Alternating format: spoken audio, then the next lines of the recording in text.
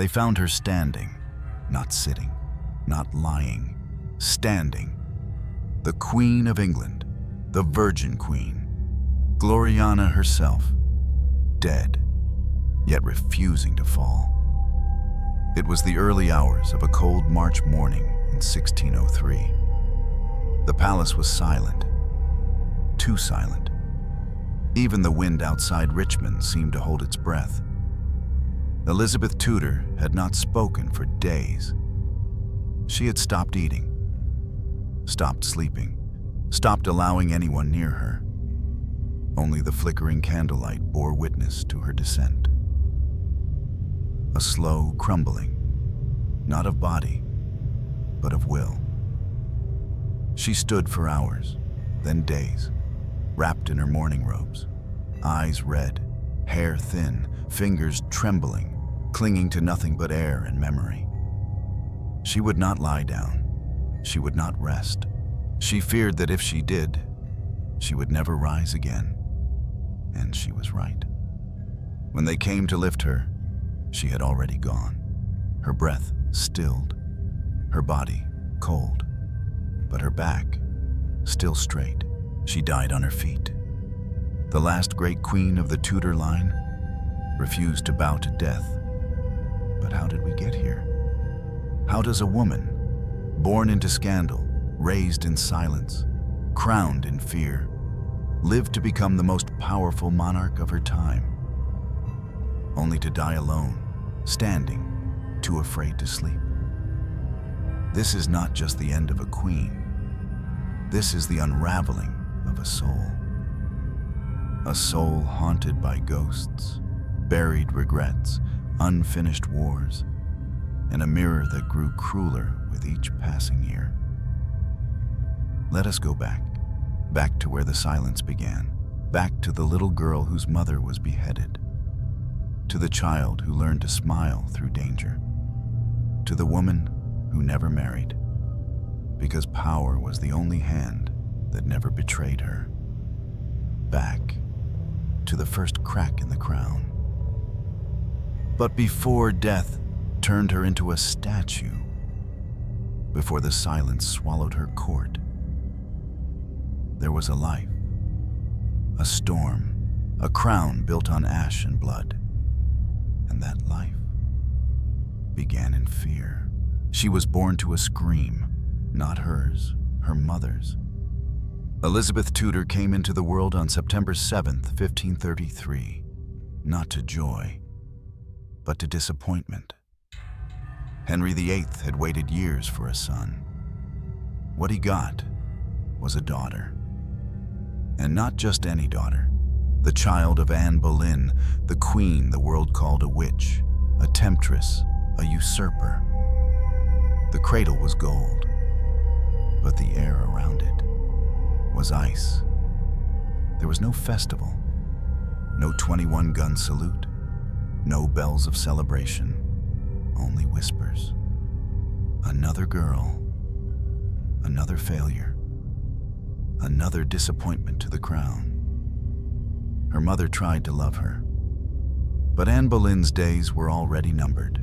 When Elizabeth was just 2.5 years old, she watched her mother be taken away, dragged through the tower, stripped of crown, stripped of name, stripped of dignity.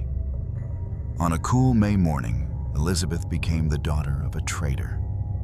Her mother's head fell with the sun, and silence took its place. No one explained it to her. No one held her. No one whispered.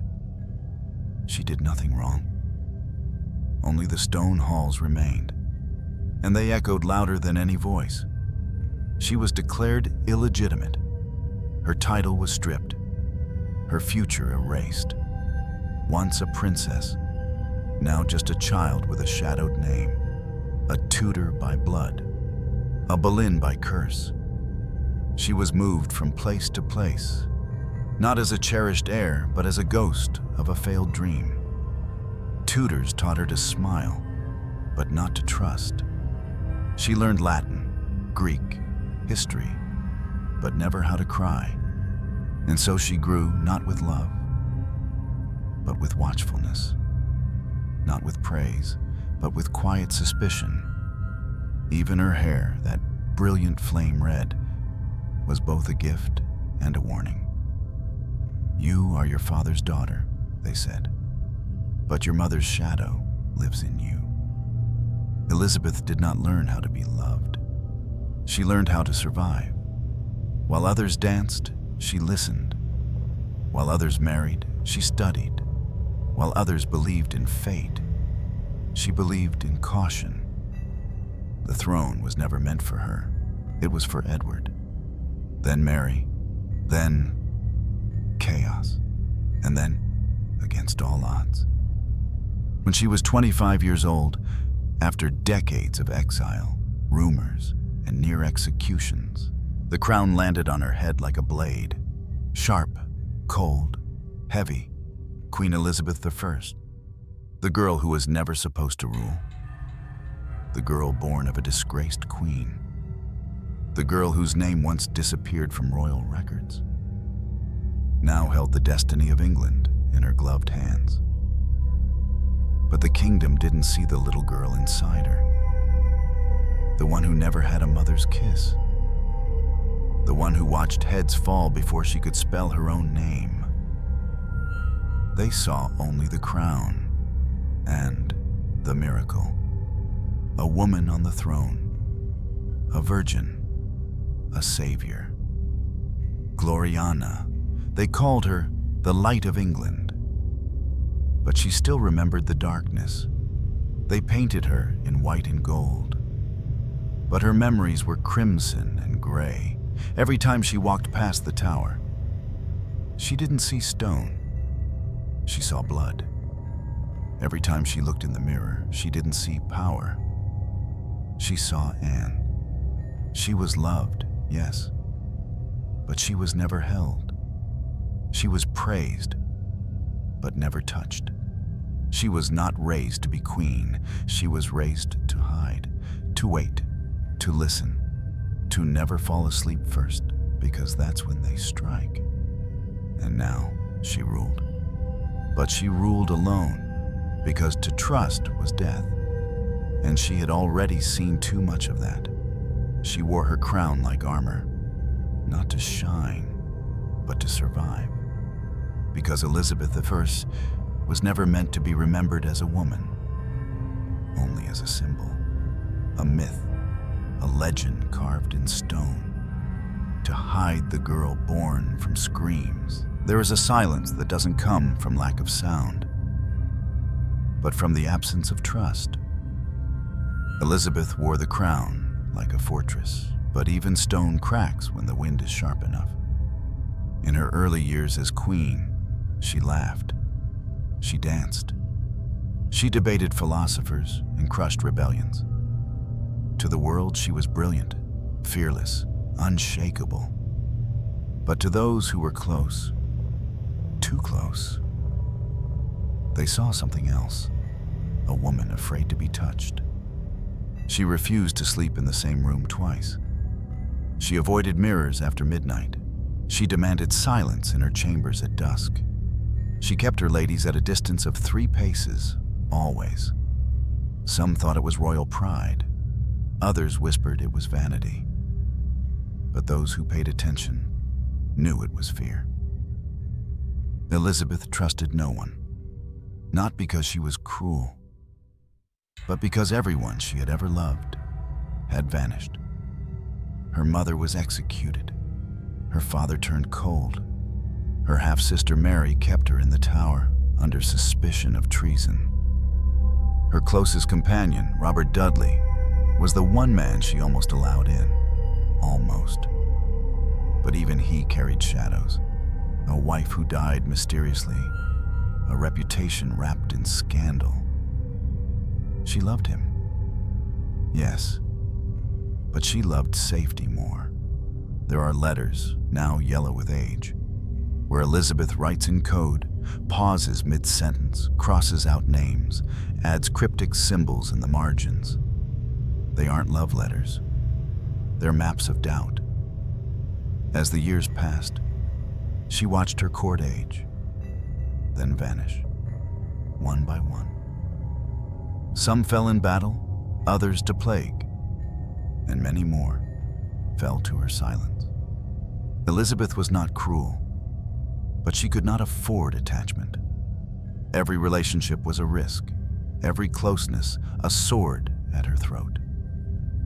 So she smiled, she ruled, but inside, she braced for betrayal. The people saw a goddess, but her hands trembled. She wore white to signify purity, but her nights were haunted by shadows in the corridor.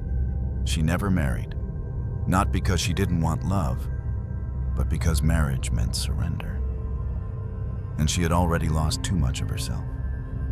At times, she would stop speaking for days, sit alone in a chamber with no music, no fire, just parchment and ink that she never touched. When asked what she was thinking, she would only say, "I am remembering how easily the floor disappears."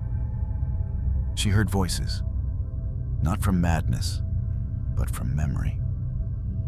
A mother whispering from beyond the axe, a father laughing, then closing the door, a lover calling her name, then not returning. She did not cry.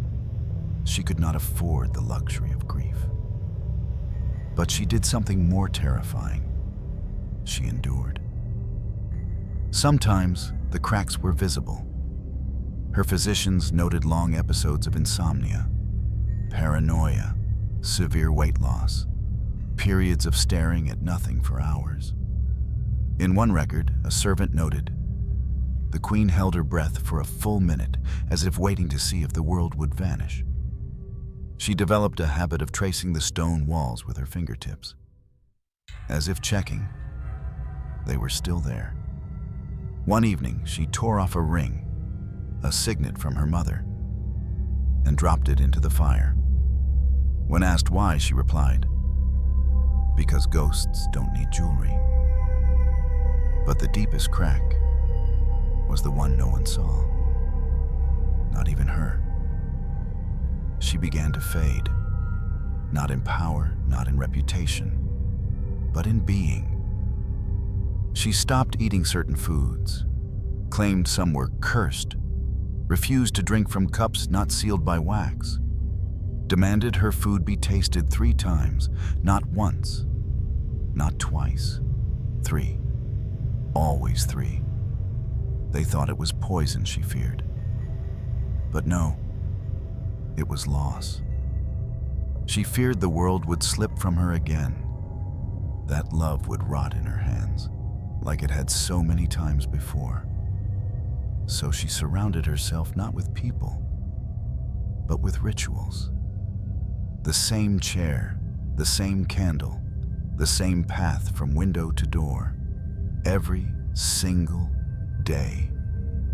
She made her life a spell, a chant, a cage, because deep down, Elizabeth Tudor was still that little girl. Watching her mother disappear behind a tower gate, hearing the doors lock, smelling the iron in the air, feeling the silence grow teeth.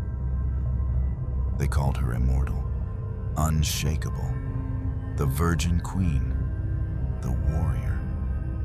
But inside her, something had already broken, and once cracked, no crown, no matter how golden, can hold back the storm. Even queens are allowed to break. But Elizabeth didn't break like others.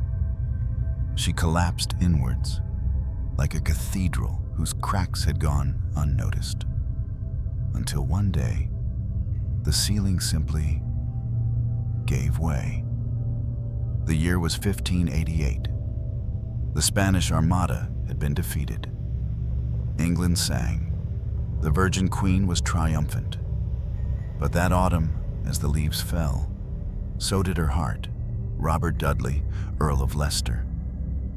The man who had been at her side since the beginning was found dead in his chambers, his final letter to the Queen still unfinished on his desk. He had written, "I go on my journey now, but my heart stays with you." It was the only letter she kept beside her bed for the rest of her life. She called it his last farewell. To the world, it was the end of a political ally. To her, it was the death of her last safe place. They had never married, never kissed in daylight. But what they shared was everything Elizabeth had never allowed herself to need. He understood her silences. He read her fears. He made her laugh when no one dared to. And when the court pressed her to marry, she looked at Robert and said nothing. Because if she said yes, she would have to trust. And trust was a luxury she couldn't afford. So she kept him close, but not too close. Now he was gone. No battle, no betrayal, just gone. She did not weep publicly. She did not speak of it. But those who served her noticed. She stopped eating. She dismissed her musicians. She forbade poetry to be read in her presence. And most of all, she stopped walking in the gardens where they used to sit under the linden trees. The queen who had once written, "I am married to England," now moved like a widow no one could console. Soon after, her appearance began to shift. Her red hair thinned, so she wore wigs. Her skin paled, so she powdered it white. She refused to be seen at dawn or dusk, only under perfect light. She was not vain. She was afraid the world would see that her armor had cracked, that Gloriana, the myth, the icon, was simply Elizabeth. And Elizabeth was tired. The cracks grew.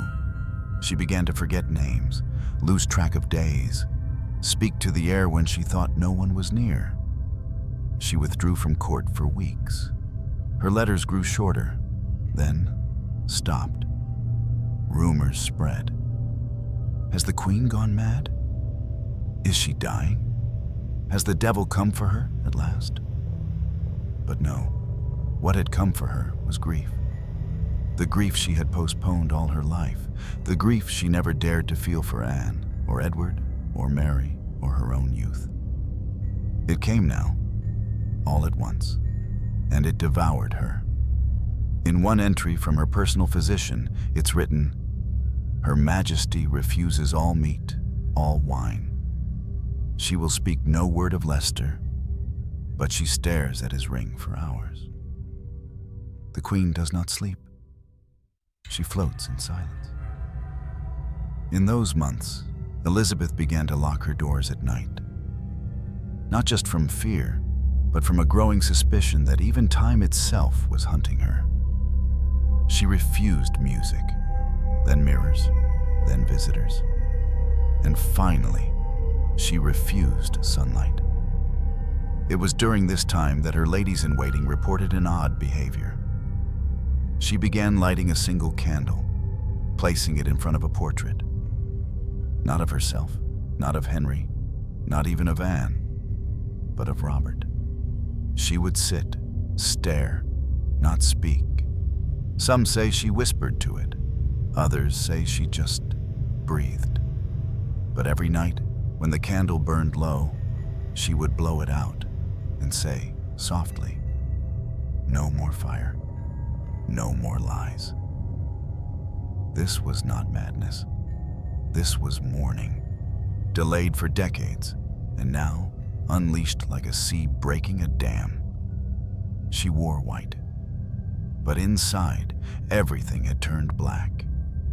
From this point on, Elizabeth ruled, but from behind a curtain.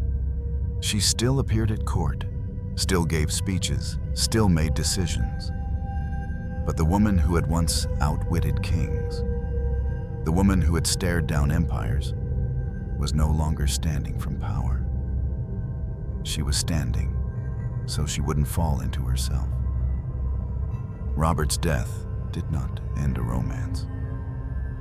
It ended the last piece of Elizabeth that was still human.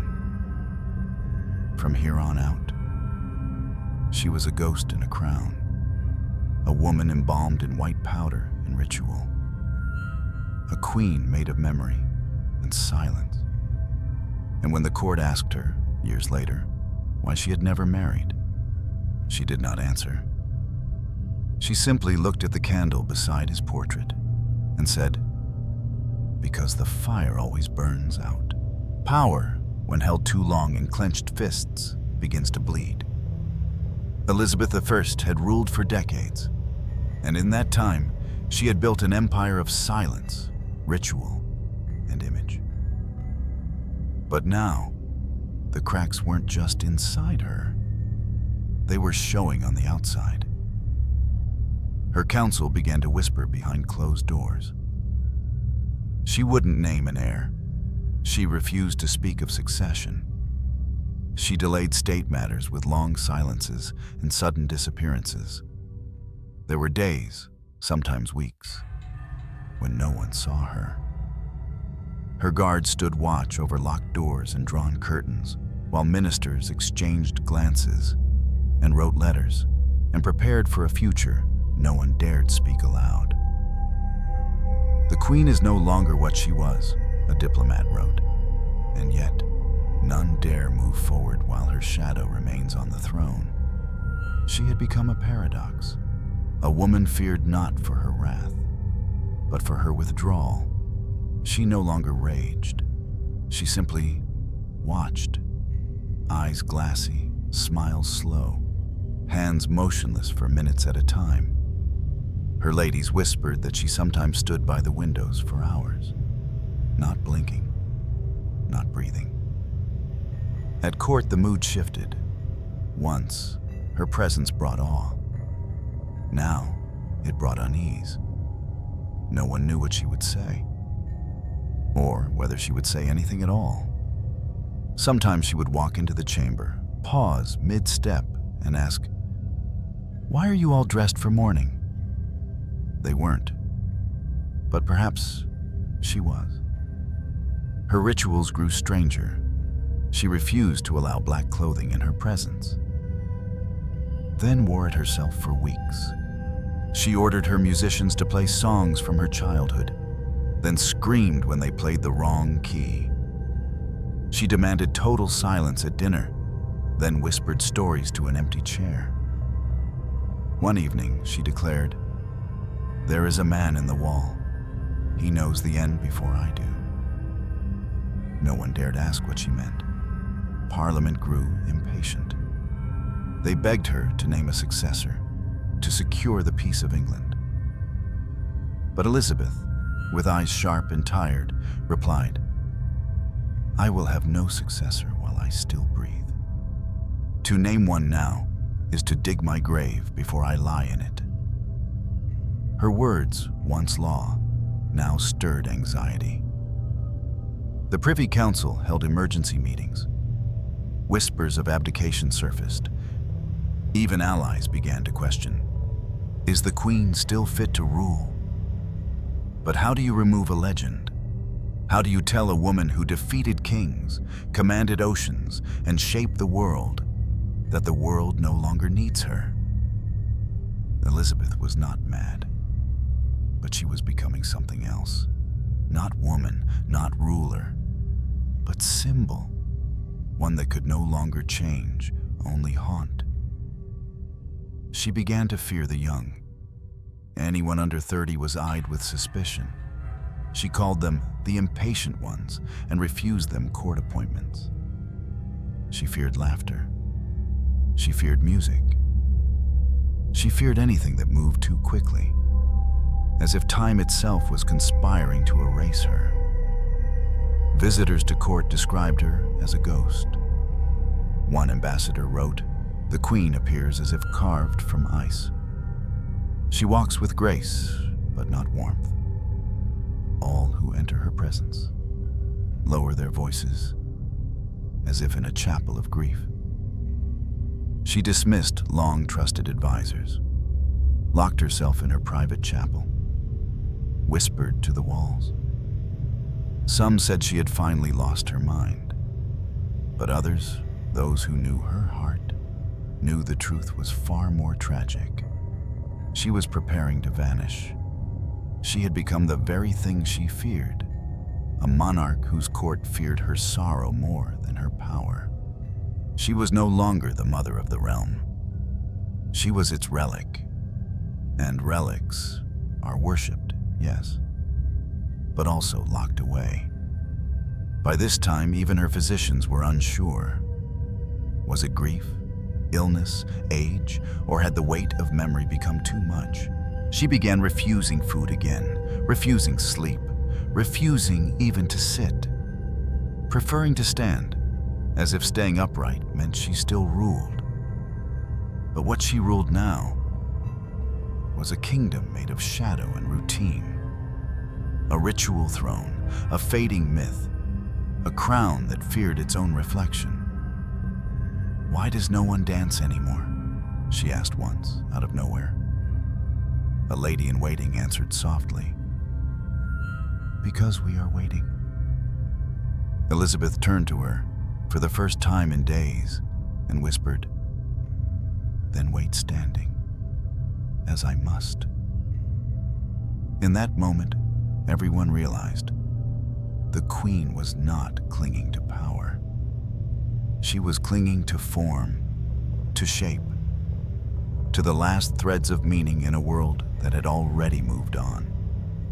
She had become a portrait, still beautiful, still strong, but no longer alive. And yet, none dared touch the frame, because Gloriana, though frayed, was still the name etched into every heart. To question her was to question the very fabric of England. So they waited, and she stood for days, then weeks, as the sun grew colder and her shadow longer. In the final months of her life, Elizabeth the Thirstiest was not imprisoned by walls, but by refusal. Refusal to eat, refusal to sleep, refusal to sit, refusal to let go, and above all, refusal to die. She wandered her private chambers for 4 days without rest. No bed, no fire, no comfort, just the sound of her slippers against the cold stone floor. Soft, slow, endless. The courtiers begged her to lie down, to drink, to speak. She waved them away, not with anger, but with a hollow motion, as if pushing away death itself. "I am not ready," she whispered. But she wasn't speaking to them. She was speaking to someone else, something else, a force only she could see.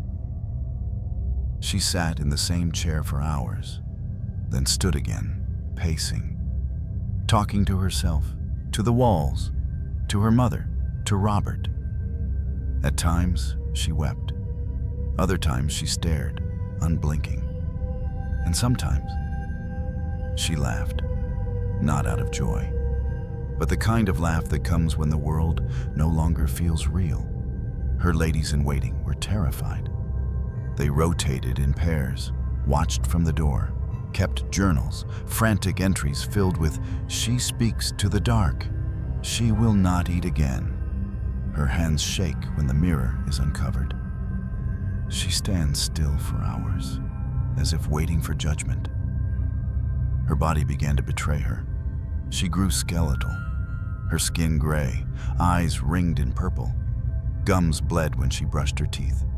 Still, she refused to be examined, refused to lie down. The bed was prepared, clean sheets, fresh linen. But she only glanced at it and said, "No, that is where they come." No one asked what they were. No one dared. She began to fear her own reflection. The mirrors were covered in cloth. No servants could wear silver. One maid forgot and was banished from court that very day. Elizabeth could not bear to see what time had done, not just to her face, but to her identity. The crown no longer rested on her. She was resting under it. There is a kind of punishment that no trial can deliver. It comes from outliving your role. your image, your meaning. And that was what she faced now. Not death, but the slow erasure of self. She stopped using her title, stopped signing letters, stopped appearing even behind curtains. And yet, she kept moving, kept standing, kept pacing, as if stopping would confirm the end. Her physicians recorded her final decline like a mystery. Pulse irregular, speech limited, eyes glazed, body in motion despite exhaustion. Refuses bed, refuses food, refuses light, refuses God. She had not attended Mass in weeks, refused communion. When the chaplain came to read the rites, she turned her back and whispered, "Not yet. Not until I have spoken to the ones waiting." No one knew who she meant. Some said her mother. Others, something darker. In the final nights, she no longer walked. She stood for hours until her knees buckled, until her lips cracked, until her breath came in shivers. But she would not lie down. They placed pillows around her, chairs within reach, but she refused to touch them.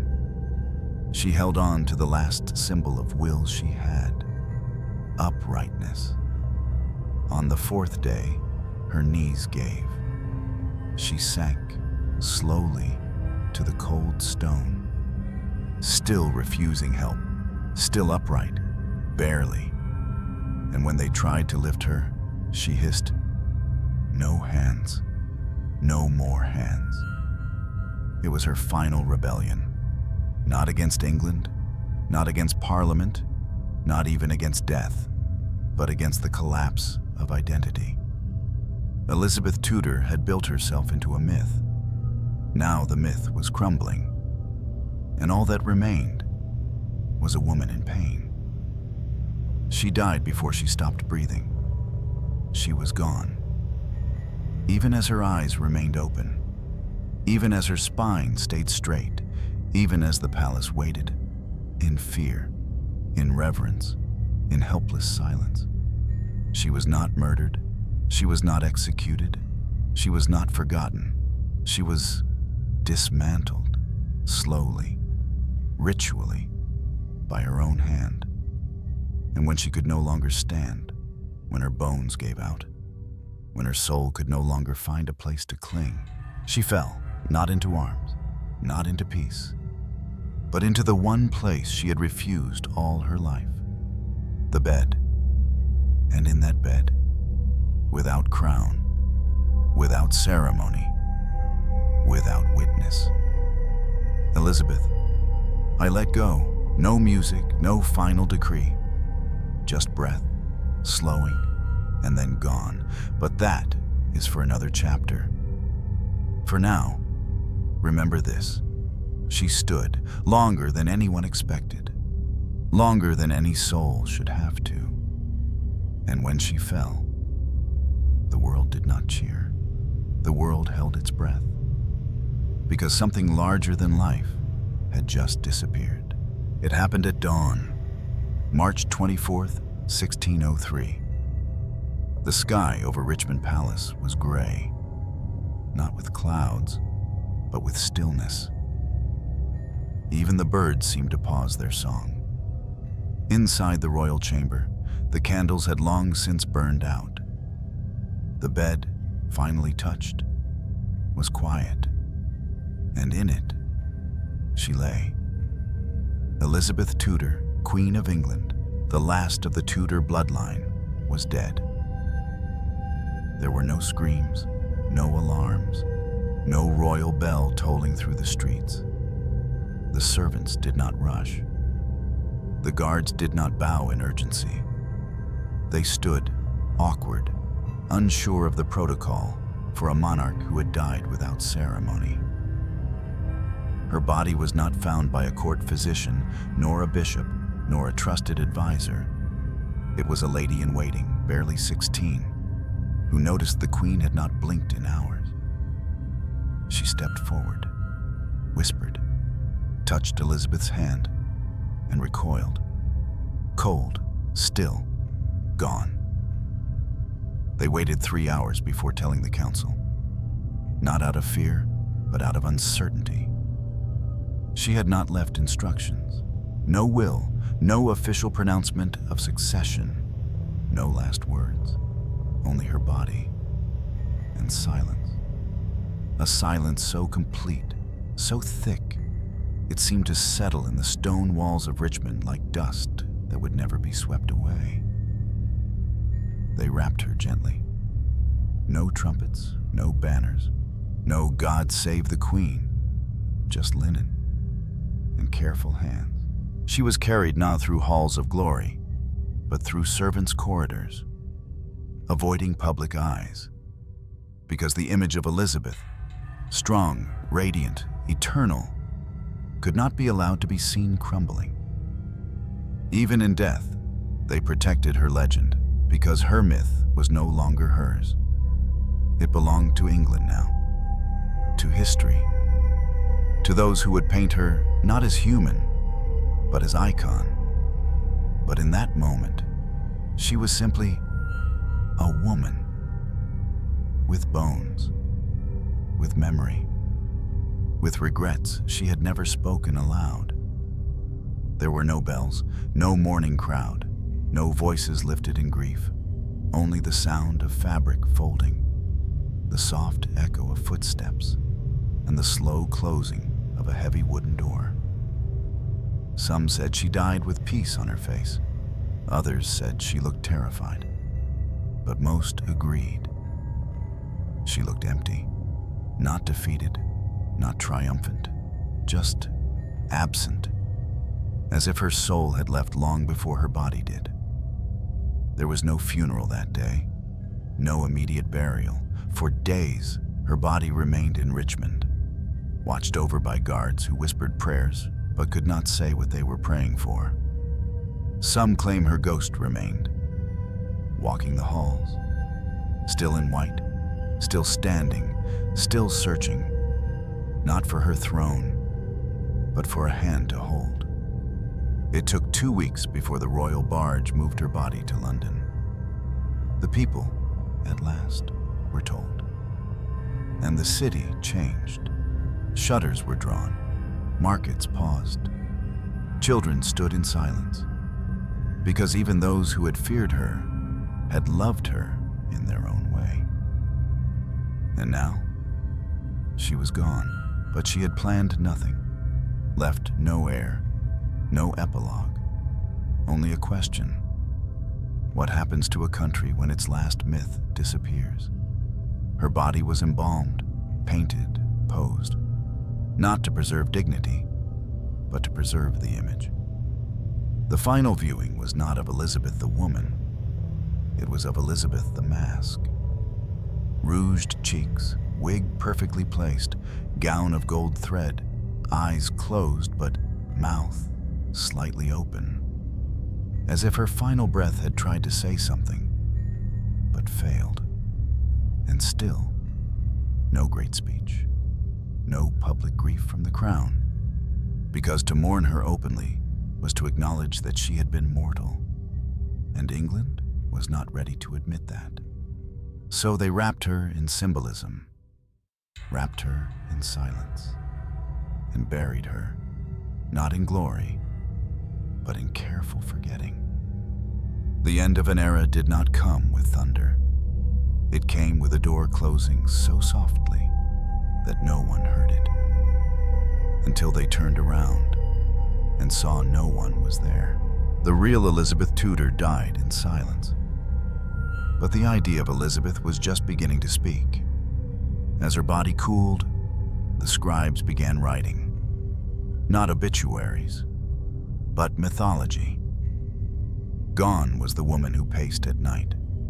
Gone was the queen who wept alone.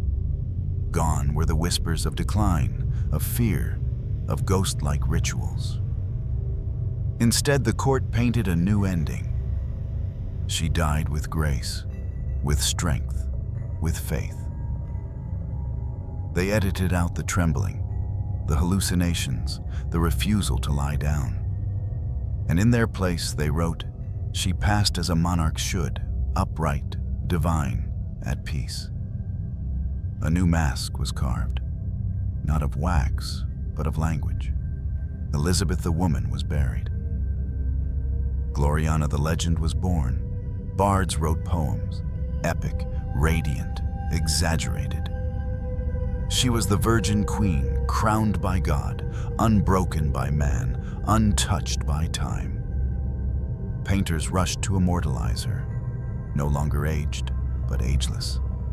Rosy cheeks, smooth hands, eyes that gleamed not with sorrow, but command.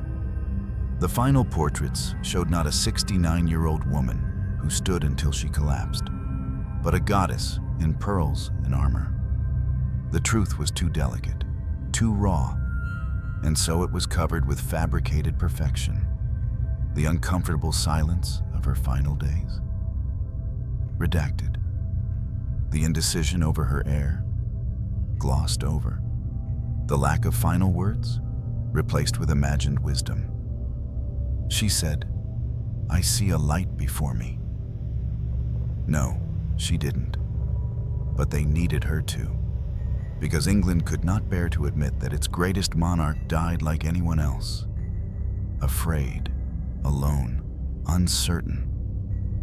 Instead, they rewrote her death as a mirror of her reign. Composed, controlled, commanding. Not because it was true, but because it was useful. They renamed her. Not Elizabeth Tudor, but Gloriana, the fairy queen, the eternal virgin, England's light. Even Shakespeare, who lived during her time, referred to her in metaphor, never in full humanity, because the queen was not to be remembered as a woman of flesh, but of symbol. Poets called her Astrea, the goddess of justice, a name borrowed from ancient Rome, a title she never used. But it made for better verses, and so it stuck. Painters erased the signs of aging, embalmers reinforced her fingers with rods to keep them noble in pose. Even her death mask was altered to close her lips into the hint of a smile. The truth? Her jaw had slackened. But legends don't droop, they ascend. She stood in death. Because they needed her to, not because she did. Even her funeral was delayed and redressed. By the time her body was brought to Westminster, it had been altered, preserved, repackaged. The procession was grand. Velvet-draped horses, gold banners, music written for angels. But the woman they honored was not the woman who had died. She became a shield, a memory made of silk and silver, a symbol that the next king, James I, could not challenge. So he embraced her myth. He praised her publicly, mourned her eternal wisdom. But behind closed doors, he sent her closest allies into exile, dismantled her policies, erased her decisions. And yet, he kept her image, because Gloriana was more powerful dead than Elizabeth ever was alive. The people too complied. They sang of her, named daughters after her, swore by her virtues. But none of them had seen what her maid had seen. None of them had heard how quiet her final breath was. None of them had touched her stiff hand, fingers curled not in command, but in grasping for something lost. She died on her feet, they said. No, she died trying not to fall. And that is far more powerful and far more painful. But myths don't like pain. They like polish. And so they polished her, until all that remained was a statue of a woman who had once been afraid of mirrors. For centuries, she remained a mask. Gloriana, the Virgin Queen, the Fairy Queen, the Light of England. Her story was told in gold ink, in velvet prose, in portraits where her eyes sparkled with something more than human. But something began to change, slowly, delicately, like a whisper through dusty archives. People began to ask, what was she really like? It started not with kings, not with scholars, but with artists. Painters looked past the pearls. Writers reached beyond the propaganda. Actresses stepped into her shoes. And instead of power, they found pressure. Instead of command, they felt control. And instead of myth, they saw a girl with a fractured heart and too many mirrors. The Elizabeth in modern minds is not the goddess they once crafted. She is the woman who once said, I have the heart and stomach of a king, but also, I am afraid to sleep, lest I never wake. In opera, she weeps. In novels, she bleeds. In film, she trembles before the mirror. And in these retellings, something magical happened. Elizabeth Tudor became mortal again. People no longer asked only what laws she passed, what battles she won. They asked, did she love Robert? Did she miss her mother? Did she ever wish she were ordinary? And the answer, slowly uncovered through diaries, letters, forgotten annotations, and court records, was yes. Yes. She wept. She feared. She longed. She chose silence because she thought no one could carry her truth. Historians now speak of her insomnia, her reliance on ritual. Her need to stand until her legs gave out is something more than eccentricity. It was survival. And in that survival, they found strength deeper than legend. Because what is more powerful? A queen who rules without doubt, or a woman who rules in spite of it? Feminist writers rediscovered her not as a virgin queen, but as a woman who said no to the roles she was offered. Not because she didn't want love, but because love had betrayed her too many times. Not because she didn't want children, but because she knew what mothers were forced to sacrifice. Not because she was cold, but because she had been burned. They wrote plays where she whispered to her dead mother. They staged scenes where she took off her wig and faced herself in silence. They filmed endings where she collapsed behind the curtain, not out of weakness, but because she could finally fall without being watched. In these reimaginings, Elizabeth no longer stands. She breathes. She stumbles. She chooses. She bleeds silently and still walks out to rule. And this, more than any portrait, any painting, any coin, is what brings her back. Today, Elizabeth is studied in classrooms, not just as a monarch, but as a woman navigating the most impossible expectations. She's in essays about power, in poems about grief, in books for young girls who feel they have to be perfect to be loved. She lived without a blueprint. She reigned without a model. And she died without ever hearing that her life, her real life, was enough. But we tell it now, and that is resurrection. She has become a mirror for every woman who's ever swallowed fear and smiled anyway. A symbol not of untouchable glory, but of earned endurance. Her voice is heard in songs, in stage whispers, in the quiet pause between two scenes where a character decides to stand just a little longer. And we feel her presence not in royal ceremonies, but in every act of hidden strength. Because the woman who died standing was not trying to be mythic. She was trying to stay upright in a world that gave her no place to fall. Today, she stands again. But this time, among us. Not above, not beyond, but beside. Not as Gloriana, not as a goddess, but as Elizabeth, the girl who lived, the queen who endured, the woman who never asked to be remembered as perfect, just as real. And in that, she was never alone. Not anymore. She was not born to rule. She was not raised for love. She was not trained to cry. She learned those things in silence, in locked rooms, in nights without sleep, in the weight of eyes that always watched, but never saw her. Elizabeth ruled for 44 years. She gave England peace. She faced down war. She navigated betrayal, religious hatred, and isolation. She outlived everyone who ever hurt her, and many who ever tried to love her. And for all of that, she was alone in the end. But here's the truth. That wasn't weakness. That wasn't failure. That was the price she paid for never letting go.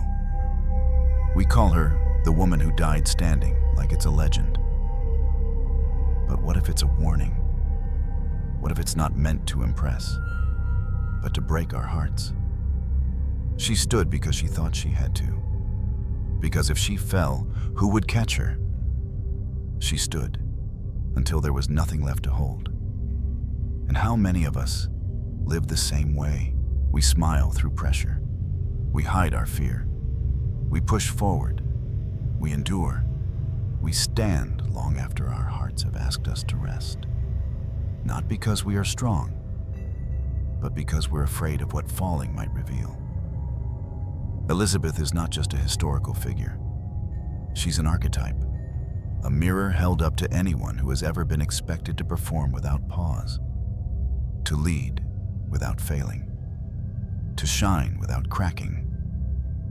She wore the crown because she had no choice, but she wore it well, until it became her mask.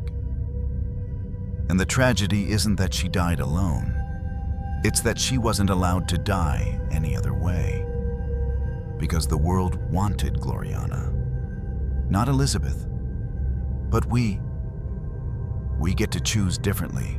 We get to look back and see her not as a marble statue, but as a woman screaming silently beneath her throne. We get to say, you didn't have to stand.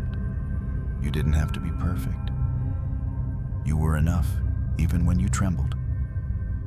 The lesson is not in her strength, it's in her softness, the part history tried to erase. Because we live in a world still teaching us that collapsing is failure, that crying is surrender, that asking for rest is weakness. But Elizabeth, the greatest queen in English history, proves the opposite. She didn't break because she was weak. She broke because no one ever let her stop being strong. So let her story be a requiem for all who were never allowed to fall. Let it be a blessing to every woman who was told to carry more than her soul could bear. Let it be a reminder that even queens deserve peace, deserve to be held, deserve to be seen. Elizabeth stood for too long, and when she fell, there was no one there. But we are here now, to tell it right, to hold her memory not as symbol, but as truth. She ruled a world that wanted perfection, but she left behind a legacy that whispers, you can rest, you can be human, you don't have to die standing. But her story lives on every time someone says, I am tired, and that is okay. What do we learn from Elizabeth I? Not just that she was a great queen, not just that she ruled for decades, not even that she outlived every man who ever tried to control her. What we learn is this: strength can be lonely, and perfection is often a prison. Elizabeth didn't die a goddess. She didn't die a legend. She died a woman, exhausted, haunted, still trying to hold it together. And that's what makes her unforgettable. She stood when the world gave her no room to fall. She smiled while carrying 1,000 invisible weights. She ruled in silence, not because she wanted to, but because she had no other choice. That sounds a lot like many of us. This story isn't just about royalty. It's about the cost of hiding pain to look strong. It's about the price we pay for never asking for help. It's about how history remembers the crown, but forgets the human beneath it. I don't admire Elizabeth because she never broke. I admire her because she broke quietly and kept going anyway. She didn't die standing to inspire us. She died standing because no one told her. She was allowed to rest. Let her story be a reminder. It's okay to sit down. It's okay to ask for less weight. It's okay not to be perfect. Because even the strongest fall, and even the greatest queens were just people doing their best to survive in a world that asked too much of them. So here's to Elizabeth. Not the legend, not the mask, but the woman. And here's to anyone who's ever felt like they had to keep standing when all they really needed was to be held.